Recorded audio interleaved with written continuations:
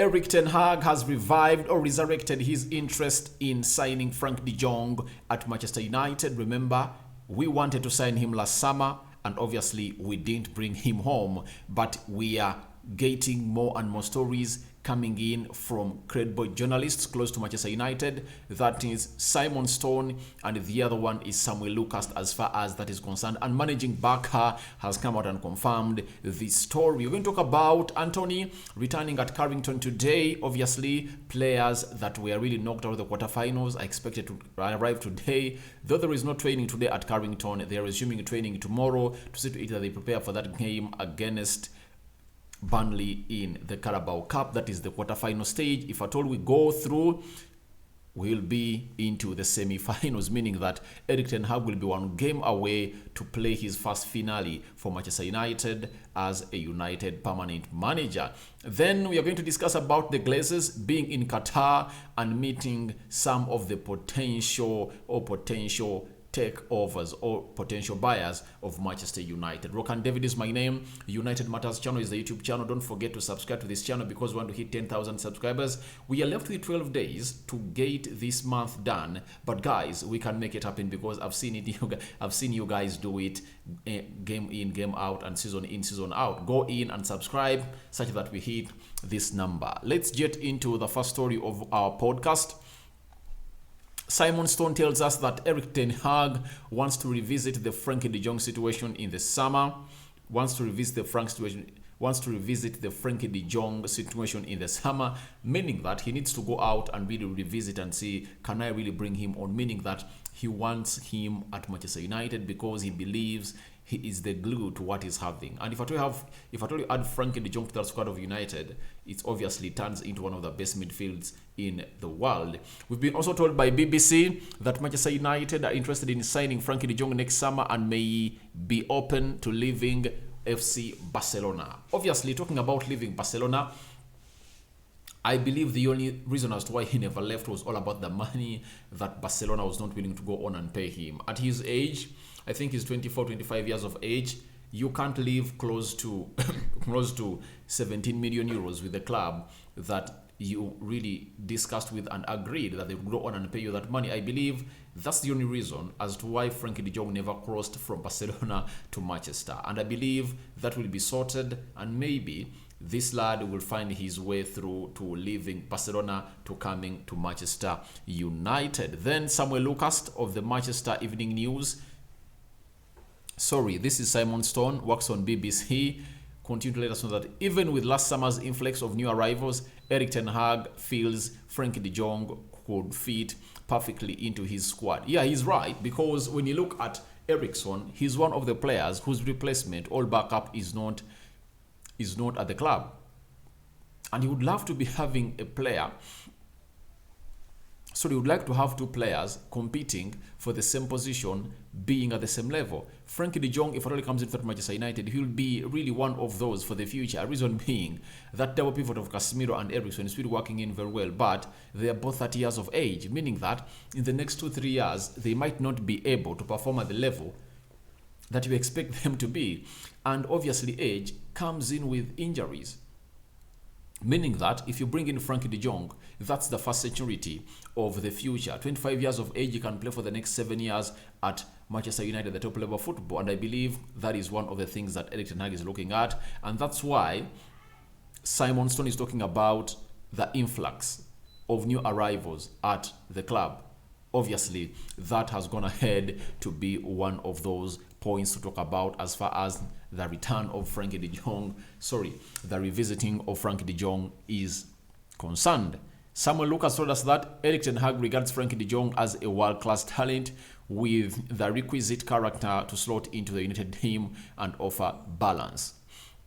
World-class, he's world-class. He's world-class. You see, one of the problems this guy has faced for not hitting his peak is the interchanging of managers at Barcelona. I've come out and hinted it a lot on Marcus Rashford and Anton Martial, that the interchanging of managers at Manchester United has gone ahead to affect their trajectory as far as their career and hitting their ceiling is concerned. Even Frankie de Jong, I think Was it Valverde who signed him? Who was the manager of Barcelona in 2019? Let me check here. Barcelona managers. I want to be Barcelona managers.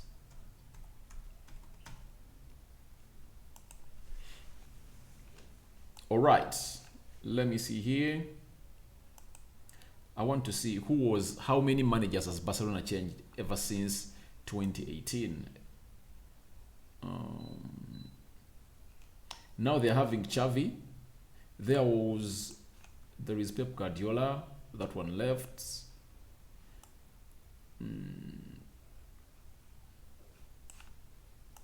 Let me say since 2018.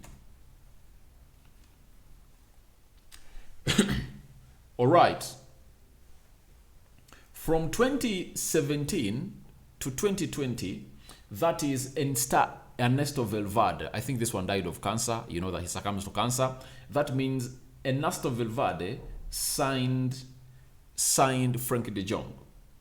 And he was with him for 2 years. After those 2 years, they brought in Jacques Satin. You get? Then after they brought in Ronald Koeman, now they've brought in Xavi Hernandez. Now, in the spell of 4 years of Frenkie de Jong at Barcelona, he has seen how many managers? 1, 2, 3, 4. 4 managers. This can't put stabilization into the performances of a player because every manager will come in and request for different outputs from a player every game.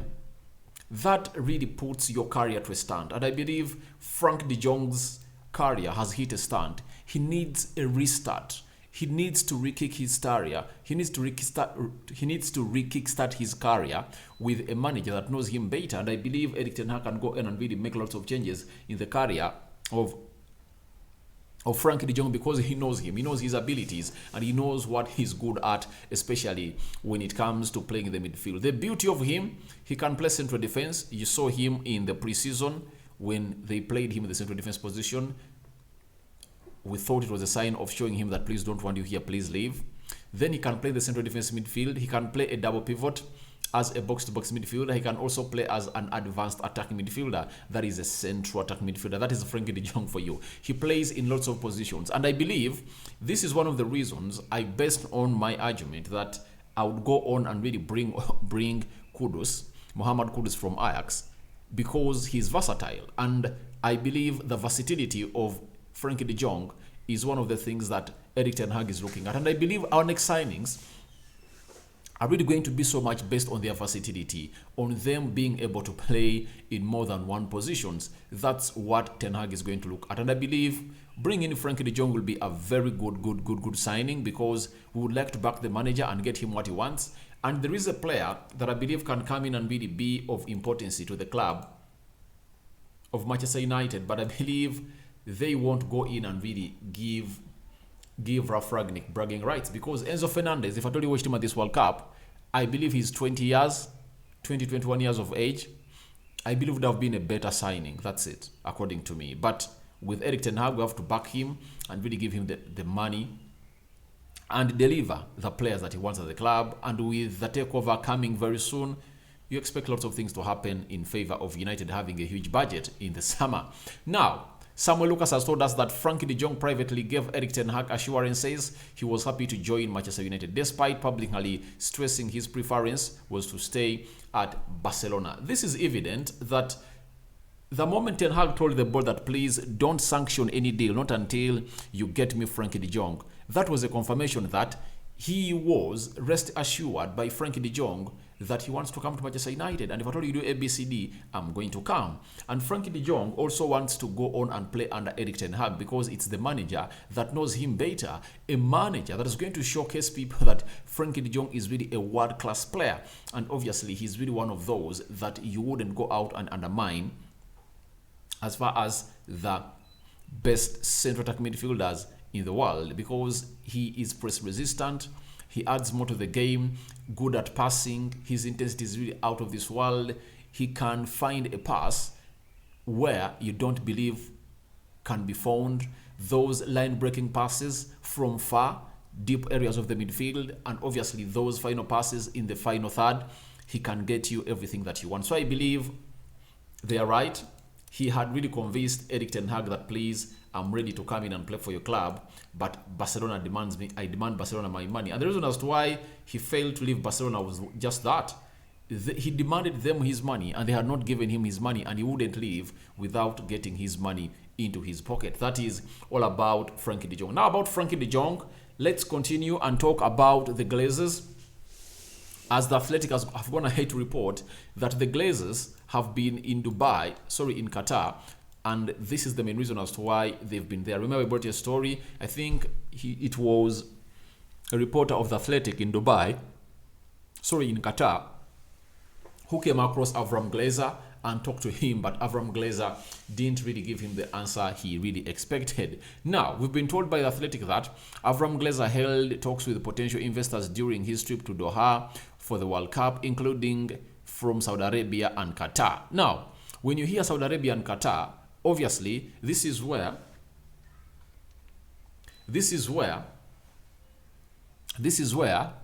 Avram Glazers want, the Glazers family want, because they know that Qatar and Saudi Arabia have consortiums that can pay 7 to 9 billion pounds that they want to take Manchester United, and I believe he was there to see to it that he does the needful. But when he was there, we have been told again by David Austin that the Rain Group, who are acting as United's exclusive financial advisor, is aiming for a full sale of Manchester United in the first quarter of 2023 at a price between 6 billion and 7 billion. Now, obviously, I believe around America, there is no group that can raise this amount of money, according to me. I believe he went to Doha to see to it that he talks to the Glazers, he talks to the potential buyers, and of how much they are willing to go on and pay. The Rain Group also is doing a very good job, and I think they advised him that go on and meet those people there, because they're the potential buyers that can get you the money that you want. And if at all the Glazers get 7 billion, all 6, from the sale of United, they would have made lots of profit, and their family wealth would have gone to the next level, because I believe it's now like 2 billion pounds. If at all they add on more 6, that is like 8 billion pounds altogether for their wealth. Obviously, they'll take off the debt of close to 600 million pounds that United is being demanded by, I think, is it the Rain Group again that really gave United that loan? Then they will stay with like 5.4 if at all they sell it at 6, or 6.4 if they sell it at 7. That is it. So that's what David Austin has gone ahead to let us know about the Rain Group and the takeover of United. And obviously, he has told us that the nature of the talks between Glazer and the different groups he has made in Doha is not clear. So he was in Qatar, Doha, to discuss on who is possible or ready to go on and take on Manchester United as the owner, and they are looking for money. The biggest bidder is going to take it all, and I believe we get a man who can come in and really rebuild the stadium, do a reinvestment of like 200 million pounds per summer for the next 2-3 years. I believe that investment will be worth to go on and we compete with the likes of City and Liverpool, plus the likes of Real Madrid. After that, United players have reported, and one of those that has really come on to post on his Instagram and confirmed us that he's back is obviously the Brazilian. I think he has healed from the wounds of being knocked out of the World Cup by Croatia. This is the man known as Antony. Antony is really having a very, very, very, very good day, and that is the picture he posted while he's at Carrington trying to see to it that he does personal training, because today there was no training at Carrington. That's it. No training happened at Carrington, and obviously the manager is going to conduct what we call a full team training session tomorrow to see who is fit to feature into the game of Burnley. And for that, I'm going to return in the next 1 or 3 hours to come with the match preview of United versus Burnley. What is the predicted lineup? Who is back and who is not back?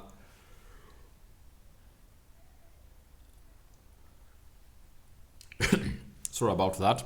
All that will be dealt with in our next episode that is going to come in here. If you remember, Antony is one of those players I believe is going to start in that game of Burnley, because He had been away for some good games before he went to the World Cup. He never played lots of games in the World Cup. He only came in to play minutes, like 20, 30. And the most number of minutes he played was in that game where Croatia knocked them out in the quarter finals when they are playing a team called Brazil. So thank you guys for watching in through. Your reactions to Ten Hag resurrecting Frank De Jong interest. Obviously, I've given you my view. What do you think about the Glazers and why they were in Doha? And obviously, what does Antony's return mean to you? Rokan David is my name. I hand you over to the Almighty Lord to protect you abundantly. I'm out.